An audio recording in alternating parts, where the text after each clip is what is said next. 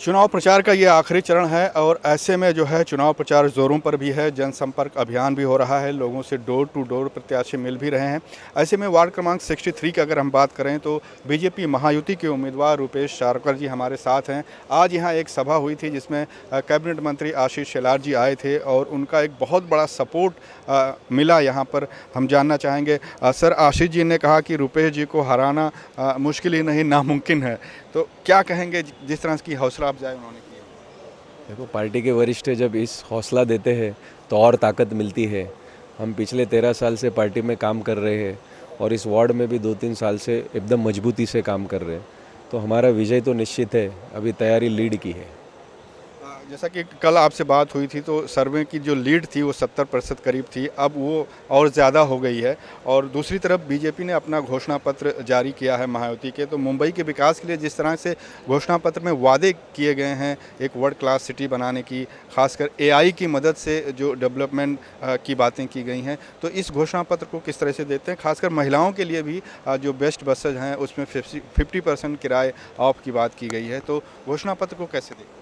बहुत अच्छे से देख रहा हूँ सर। घोषणा पत्र में जो भी हमारे Bharatiya Janata party Mahayuti Shinde, honourable Devendra Fadnavis sir और शिंदे साहब के नेतृत्व में, अजित पवार जी के नेतृत्व में जो भी वादे किए मुंबई बीएमसी में, वो हम 100% पूरा करेंगे। और वार्ड में भी जो हमने पर्सनल वचननामे वार्ड की वादे किए वो भी हम पूरा करेंगे।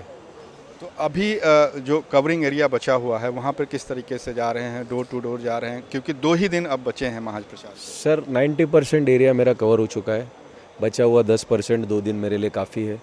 डे नाइट प्रचार चालू है, परमिशन लेके जैसा हो रहा है प्रचार कर रहे हैं। और लोगों का पकड़ समय अच्छा है, जिधर मैं पहुंच भी नहीं पा रहा हूँ तो फ़ोन द्वारा कनेक्ट कर रहा हूँ, लेकिन 90% एरिया कवर हो चुका है और every person is supporting me.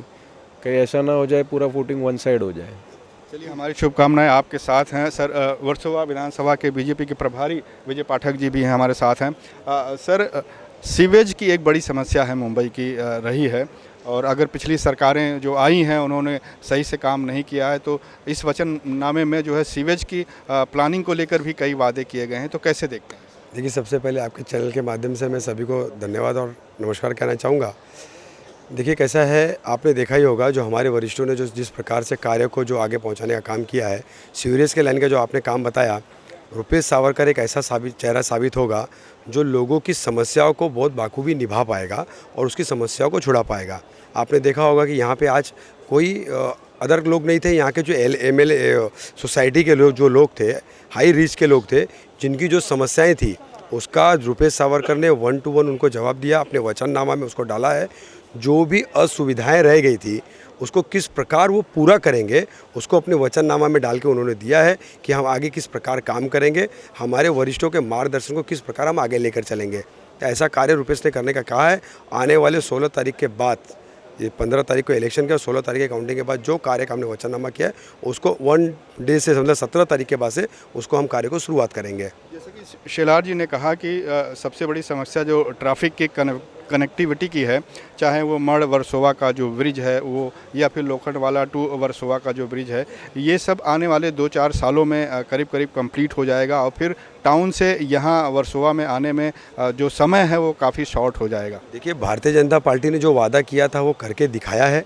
आने वाले समय में स्वच्छ वर्सोवा और सुंदर वर्सोवा, जो हम लोगों ने जो नारा लगाया था स्टार्टिंग में 2014 में जब हमारे यहाँ के विधायिका भारती तालवेकर जीत कर आई थी, जो नारा था उसको धीरे धीरे करते करते आज हमने पूरा निभाया है।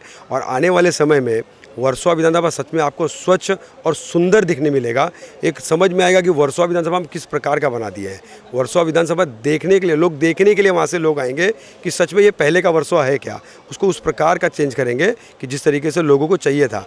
अभी इस समय भी जैसे आपने देखा होगा महानगर पालिका में जो था, अब पब्लिक के हिसाब की महानगर पालिका कैसी होनी चाहिए उसका भी एक नियोजन कर चुके हैं हम लोग कि हम लोगों को बीएमसी लोगों के हिसाब से कैसी चलानी चाहिए और कैसा होना चाहिए। ये सारा नियंत्रण हमारे वरिष्ठों ने हमें बना के दिया है। उनके बनाए हुए आधार पर रुपेश सावरकर जी यहाँ कैसे करेंगे उसको निभाएंगे और आगे तक पहुँचाएंगे।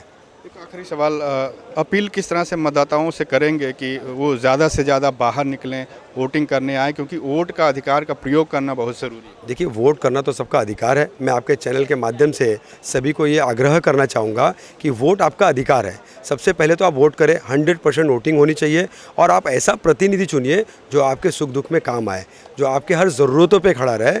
आने वाले समय में जो आपके हर ज़रूरतों को काम करे, जैसा बोलने के लिए नहीं, करने के लिए नेता हो।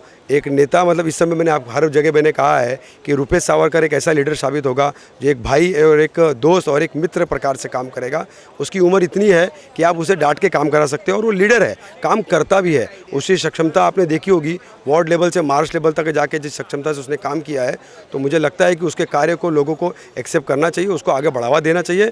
पार्टी को आने वाले 15 तारीख को 4 नंबर के बटन पर, कमल के निशान पर बटन दबाकर उसे भारी बहुमत से जिताकर महानगर पालिका में भेजना चाहिए, ताकि रुपेश सावरकर जो अपने वचननामे में जो उन्होंने वचन किया है उसको पूरे तरीके से निभा सकें। चलिए, बहुत बहुत शुक्रिया सर, बातचीत करने के लिए ये थे विजय पाठक जी जो हमसे बातचीत कर रहे थे। इस वार्ड से रुपेश सावरकर जी बीजेपी महायुति के उम्मीदवार हैं और 15 तारीख को जब बीएमसी का वोट लोग डालने जाएंगे, जब मुंबई महानगर पालिका की जब वोट होगा, और उसके बाद 16 तारीख को जब मतगणना होगी, तभी ये फैसला होगा कि कौन सा उम्मीदवार जीता और बीजेपी महायुति का मेयर होगा या किसका मेयर होगा। इसका फैसला 16 जनवरी को होगा, जब मतों के नतीजे सबके सामने आएंगे।